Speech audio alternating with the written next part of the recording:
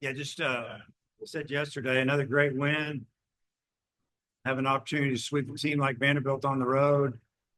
I think they've been done for a long time. I don't know if during Tim's time here, uh, we found a way to do it. Just kept the game close. We kept thinking if we can just keep this thing close, we can get them late, and we did it. Charles Davlin had a great day, 3 RBIs, and some production from the end of the order. It was really good again, and because we had a couple of our better hitters didn't hit a whole lot here this weekend, but we had some of the guys that have come through here and there, maybe don't have as high batting average or whatever, and they really chipped in this weekend and again today. Hey, Matt Jones, go for it. Yeah. Hey, Ben Bybee, can you just speak to the performance that he gave you at the end today? Yeah, Ben came in and just using 3-4 pitches and throwing most of them around the zone. Threw his fastball for a strike, changeup, lefties, a few breaking balls, a couple of cutters here and there, and really when we got the 4-run lead going into the bottom of the 8th, we just said, Ben, just pound the zone with your heater, let him hit it, and he spun a couple of breaking balls, or a couple of changeup for the most part. The last 2 innings, he just went at him with fastballs. Did a great job. Those 7, 8, 9 guys that you mentioned, I think they're calling themselves the Caboose Gang now, and they've given you 2 pretty good weekends in a row. What have you seen different from them? Well, probably just confidence more than anything. They're all good players. They're all good athletes too. When you think about, like today, Helfrich is 7, Souza 8, and then Thomas 9. All 3 of those guys can really run. They all can hit the ball out of the park. So it's a good combination. You as a pitcher, opposing pitcher, you can't just say, okay, I'm past the first 6 guys that are hitting 330, 340, 350, whatever they're hitting. And now I got these guys, they're a little bit under 300. They're not as good. And if you do, they'll get you. And, they got them today. And what do you think of all of this? You mentioned some of your best hitters didn't have the weekends that maybe they would have liked to have had. Just maybe the depth of your lineup, has it improved over the last few weeks? The depth of my lineup? Yes. Yeah, no doubt. I just feel like that time of year, guys are starting to heat up, seeing a lot of pitches, seeing a lot of sliders and off-speed stuff, and you just get, you get a little more comfortable. You kind of see it and react, and I don't know. It's just a great job by the offense. I think they're all just motivating each other. All right, you go for it. Yeah, Dave, how would you assess Landon's start today? I thought he did a good job. I mean, he got behind in the count a couple of times and fought back. He kind of bent and didn't break, so to speak. Gave up a few hits, but not a lot. Give their catcher credit. He went down and hit a cutter, a cutter that was down and in, and he just got it. And sometimes you just have to tip your cap. The pitch wasn't elevated. He probably guessed a little bit and thought he was going to bring a cutter in, and he did. And he had to square it up, and he did. And we found ourselves down 3-2. Didn't panic. Got out of another jam, and the game went on a few innings without us doing anything. And then we tied it up, and then obviously took a 4-run lead, and we needed 6 outs. But I'd give him a good grade on today. I appreciate his effort, 5 innings, and he gave us an opportunity to have a chance to win the game in the last few innings. And outside of that midweek game, your pitching staff since the Ole Miss series has been really, really good. Just how would you assess the pitching staff as a whole? Yeah, the staff has been really good. Obviously, we throw a lot of strikes. We make you earn it.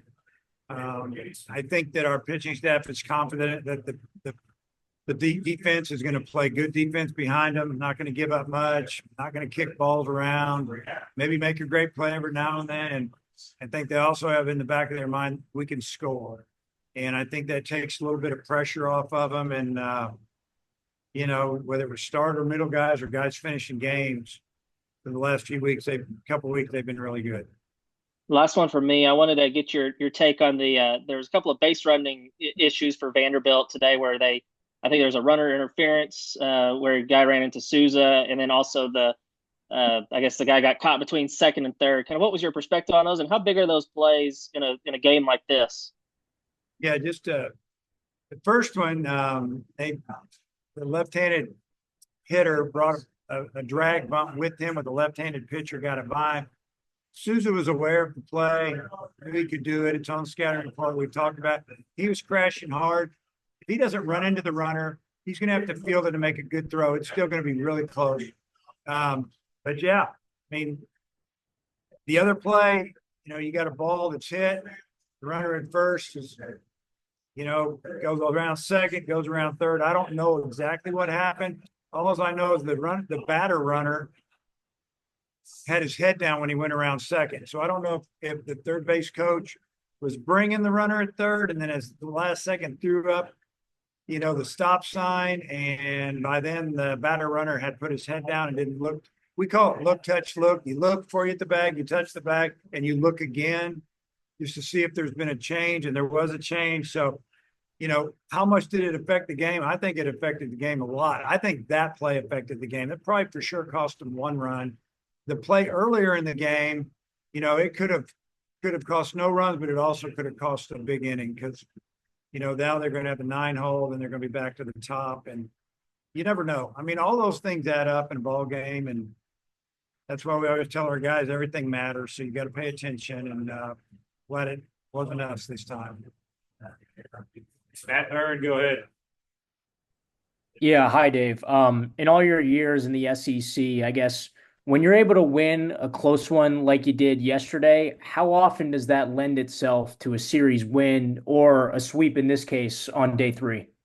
Yeah, I would say that you probably got a really, really good chance of winning the next day, whatever that day is, a sweep or to try to win the series. Just because the way you won, come back and win, tie it, win in extra innings. It definitely is a downer if you're on the losing end of that. And for us, being able to sleep on that and have confidence and relax and play loose, I think it made a difference today. We took it real easy today in pregame. My thought was, let's not run the bases in batting practice. Let's not take in and out. Let's save it all for the game, and maybe we need it. And I don't know, but in the 8th inning, we just had something there. Guys were still strong and fighting, and we've done this a little bit with this team, and they respond a little bit when we change things up. And I liked what I saw today at the end of the game. Yeah, and then it did get close there in the 8th. You guys are down to your last 6 outs. What does it say about your offense that you strike out 10 times against their starter, but you're just able to muscle it out? Yeah, and that's what I was talking about earlier with our pitchers, just keeping it close, giving us a chance until we can either break through on him. I mean, he gave up the 2-run homer, he shook it off, and he just kept striking us out. His stuff is not overpowering. He's just really deceptive. I mean, you look at his numbers coming in, nobody's really hit him. But our pitchers gave our offense a chance to kind of heat up a little bit, or maybe put together that big inning. And so our offense, they don't ever really feel like they're out of the game, honestly. And that's a good feeling. And then last one for me, you guys are able to get this done without the use of Parker, obviously, who's listed as out today. Is what's sort of the update on him? Yeah, just, cramping up a little bit in his back. We're going to get that looked at again tomorrow and try to get it figured out. And, had him up ready to go yesterday, and then he tightened up again. And so we said, we're not pitching him today. Not even going to, thinking we're going to pitch him, because mentally we didn't want to think we were going to pitch him and then not be able to use him, because that's what went on yesterday. Thank you. Daniel, go ahead. Yeah, Coach, just one from me. If I've done my counting correctly, I think it was his 100th straight start in college. Just talk about maybe the consistency that he's given you in the lineup and just even the threat, even though he went 0 for 5 today. Yeah, and I've said this 3 or 4 times this season already, and probably who knows how many times last year. Even when he's not hitting, he doesn't take his bat to the field with him mentally. He just keeps making plays, fielding, throwing, accurate. I mean, even like that play in the 9th inning, ball was at 107 miles an hour on the ground, right to the shortstop, and he fielded it. He took his time, threw a strike, and now we only need 2 outs. And so mature player, great defender. Didn't have a great weekend with the bat, but some guys did, and if it wasn't him, we would have won the game against Ole Miss in Game 3. I mean, it's just baseball. It's the way it is. But love his defense, love his versatility, love the way he's gonna just comes and plays every day. And I do talk to him here and there about, hey, I'm gonna give you a day off, and he fights me. He doesn't want a day off, and so I'll keep an eye on that. And but yeah, he plays, and he plays well. Jackson, go ahead.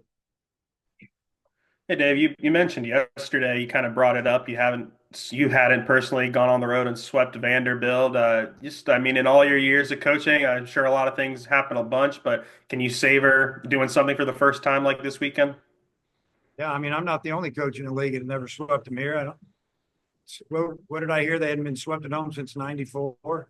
Is that wrong or right? I know I don't think Coach Corbin, since he's been here, he started the same year I did. I don't think he's ever been swept at home. And I just don't remember it, because I follow it pretty closely every year, and I think it would have stood out to me. Yeah, I mean, I don't say I savor it. I just appreciate the effort from the players, and it was a really good win. Sweeps are hard to get. It doesn't matter if you're playing the best team in the league or the team with the worst record. And you look at some of the teams that have bad records in our league, they're really talented, and they're going through a rough time. So I don't get too high or low. I just enjoy it for a few hours, and then I'll move on to the next game, honestly. How big of a, boost is it with, Charles Davlin being able to be a prototypical leadoff guy, but also now have 9 home runs, tied for second on the team? Yeah, when your leadoff guy is a really good on base guy, but he also can hit the ball out of the park or hit the ball over your head and hit some doubles, it's a weapon. And if he lays off some borderline pitches and he gets ahead in the count, you got to give in and bring something in there he can handle. It's dangerous. And some of the best teams I've ever coached had leadoff guys that could pop it. And he's one of those guys. I believe we're on, week 5 without Gage. Just wondering if you've got any updated timeline there for Mr. Gage Wood. No, maybe we will sometime this week or after the game on Tuesday, Wednesday, somewhere in there. I know he's feeling good, playing catch, just healing up, and hey, we're just super anxious to get him back. Hopefully we do. Thanks, Dave. Pat, come back around.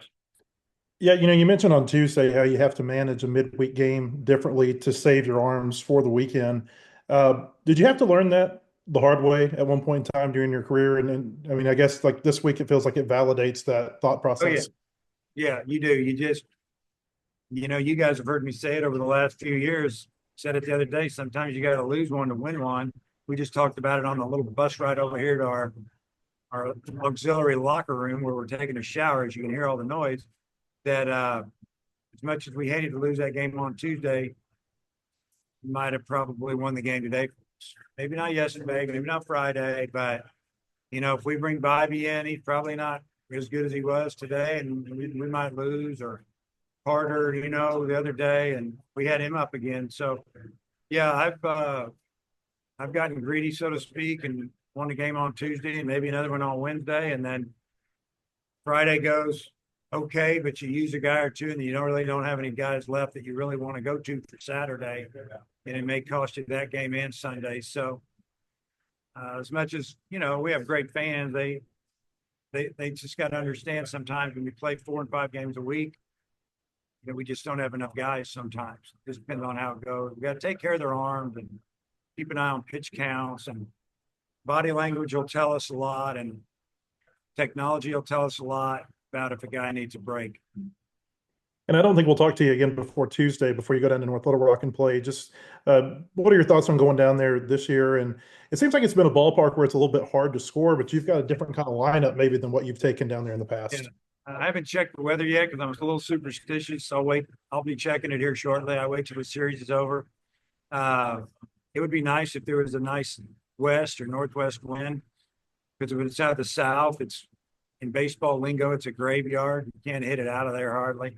But yeah, it is what it is. You know, it's the same for both teams. And I enjoy going to Little Rock. Fans down there, they get super excited to come watch us play. And, you know, they have a good time before the game, during the game, and probably till they close concession stands at 7 after the 7th inning, to be honest with you. So, yeah, it'll be good for our guys. You know, we won't take everybody. We'll probably leave some of our starting pitchers home, and anybody that is maybe not available, unless they just really want to go, and go down there, get there early, pre-game at play, and come on back, and then get ready for SEC play games. BetOnline is the world's most trusted betting platform and your number one source for betting on all the madness. Whether you're a seasoned fan or a first-time bettor, BetOnline is your ultimate game day companion. With the largest selection of odds on everything from college basketball to a $200,000 bracket contest, BetOnline continues to be your number one sports betting source. From every Cinderella story to every hat trick, BetOnline has you covered with odds, stats, and more for every game, every play, and every win. BetOnline, the game starts here.